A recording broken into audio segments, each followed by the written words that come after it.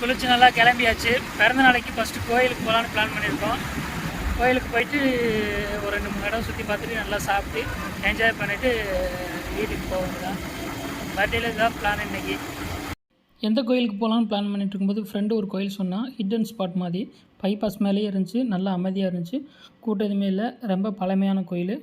உள்ளே வீடியோ எடுக்கக்கூடாதுன்னு சொல்லிட்டாங்க. அதனால் வெளியவே நான் வீடியோ எடுக்கிறத ஸ்டாப் பண்ணிவிட்டேன். ஏடிஎம் அமௌண்ட் எடுத்துகிட்டு சாப்பிட போகலான்னு கிளம்பிட்டோம். என்ன ஹோட்டலுக்கு போகலான்னு பார்த்தா ஹரிபவனில் தான் சாப்பிடுவேன். ஒரே ஆட்டம் பிடிச்சிட்டா, ட்ரீட் வைக்கணும், வச்சே ஆகணும்ண்டு.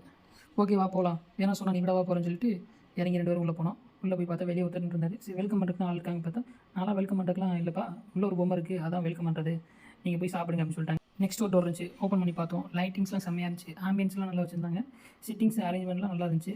ஓகே உள்ளே போய் நல்லா ஒரு புதுசு ஒரு சோஃபாவை பார்த்து உட்காந்துக்கலாம் அப்படின்னு சொல்லி உள்ளே போய் உட்காந்துட்டோம். அவங்களோட மெனு கார்டு கொடுத்தாங்க. என்னென்ன டிஷ் இருக்கலாம் செக் பண்ணுறோம் சொல்லி, அதுக்கே 1/2 hour ஆகும் கூட அப்படின்னு சொல்லிட்டு, உங்ககிட்ட என்னதான் இருக்குது அப்படின்னு சொல்லி அவங்ககிட்ட வாயில கேட்டு, மீல்ஸ் இருக்குது, பிரியாணி இருக்குது, எல்லாமே சொன்னாங்க. எங்களை அதெல்லாம் வேணாம், மீல்ஸ் மட்டும் கொண்டு வாங்க, அதை ஃபஸ்ட்டு ட்ரை பண்ணுறோம். அதுக்கப்புறம் அவங்க தலைவாழை இலையை உரிச்சு அதுக்கப்புறம் ஒவ்வொன்றா அவங்க அரேஞ்ச்மெண்ட் பண்ணிவிட்டு ஒவ்வொன்றா கொண்டு வந்தாங்க. பையன்ட்ட நீ என்னடா பண்ணுற அப்படின்னு சொல்லிட்டு அவனுக்கு ஒரு கிளாஸை கொடுத்து, நீ இதை வச்சு விளாடு, நாங்கள் வேலையை முடிச்சுட்டு வரோம் அப்படின்னு சொல்லிட்டு அவனை ஓரமாக உட்கார வச்சாச்சு. போன சர்வர் திரும்பி வந்து சைடிஸ் எதாவது வேணுமா, சிக்கன் மட்டன் ஃபிஷ் எல்லாமே வேணுமான்னு கேட்டாங்க. இல்லை நான் ஃபஸ்ட்டு நீங்கள் மீல்ஸ் கொண்டு வாங்க, அதை ட்ரை பண்ணிவிட்டு, ஏன்னா எல்லாமே வச்சா மூஞ்சில் அடிச்சிடும், நீங்கள் அதை ஃபஸ்ட்டு கொண்டு வாங்கன்னு சொல்லி அதை வைக்க சொன்னேன். பையன் டம்ளர் வச்சுட்டு அம்முட்டு அடிச்சிட்டு இருந்தான். எல்லாருமே அவனை தான் பார்த்துட்டு இருந்தாங்க. சரி இவர் ஒவ்வொன்றா வைக்க ஆரம்பிச்சார். ஒவ்வொன்றா எடுத்து டேஸ்ட் பண்ணிவிட்டு பையன் கொஞ்சம் ஊட்டி விட்டுட்டு 2 தடவைக்கு மேலே அவன் சாப்பிட மாட்டேன்ட்டான். நீங்கள் நான்வெஜ் எனக்கு வெஜ்ஜா அப்படின்ற அவன் மூஞ்சில் அவன் மைண்ட் வாஷ் நல்லாவே தெரிஞ்சிச்சு. சரி அந்த சைடு திரும்பி பார்த்தா என் ஒய்ஃப் மெனு கார்டை பார்த்துட்டு பெரிய பிளானே பண்ணிட்டு இருக்கா, என்ன நான் ஆர்டர் பண்ணலான்னு.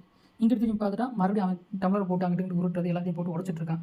சரி ஓகே இதெல்லாம் சரிப்பட்டு வராது, நம்ம வேலையை ஆரம்பிக்கொண்டு ஒவ்வொன்றா ஊற்றி நான் சாப்பிட ஆரம்பிச்சிட்டேன். செம்ம டேஸ்ட்டாக இருந்துச்சு. அப்படி கொஞ்சம் கொஞ்சமாக எடுத்து பையனும் போட்டுட்டு இருந்தேன். பாயசம் குடித்தான். எனக்கு அல்டிமேட்டாக இருக்கிற ஐடியா எனக்கு பருப்பு பாயசம் தான் செம்மையாக பண்ணியிருந்தாங்க, வேறு லெவலில் இருந்துச்சு. நெக்ஸ்ட்டு நாட்டுக்கோழி கடாய் பெப்பர் ஃப்ரை வாங்கியிருந்தேன். செம்மையாக இருந்துச்சு. 4 பீஸ் வச்சுருந்தாங்க, வேறு லெவலில் இருந்துச்சு. நல்லா மசாலா போட்டுதாங்க, ஆனால் காரமே தெரியல, அந்தளவுக்கு டேஸ்ட்டாக இருந்துச்சு. நான் ஒரு 2 பீஸ் எடுத்து சாப்பிட்டேன், ஒய்ஃப்க்கு 2 பீஸ் தந்தேன். நான் கொடுக்குற காசுக்கு அந்த ஃப்ரை நல்லா பண்ணியிருந்தாங்க, வேறு லெவலில் இருந்துச்சு. இந்த மாதிரி ஒரு டேஸ்ட்டில் நான் சாப்பிட்டதில்லை. நெக்ஸ்ட் ஒரு காடை ஃப்ரை வாங்கியிருந்தோம். அது கொஞ்சம் ஓரளவுக்கு ஆவரேஜாக தான் இருந்துச்சு. ஓகே பரவாயில்ல, நல்லா இருந்துச்சு. அதுக்கப்புறம் எல்லாமே சாப்பிட்டு முடிச்சுட்டு கையோட பார்சலும் வாங்கிட்டோம்.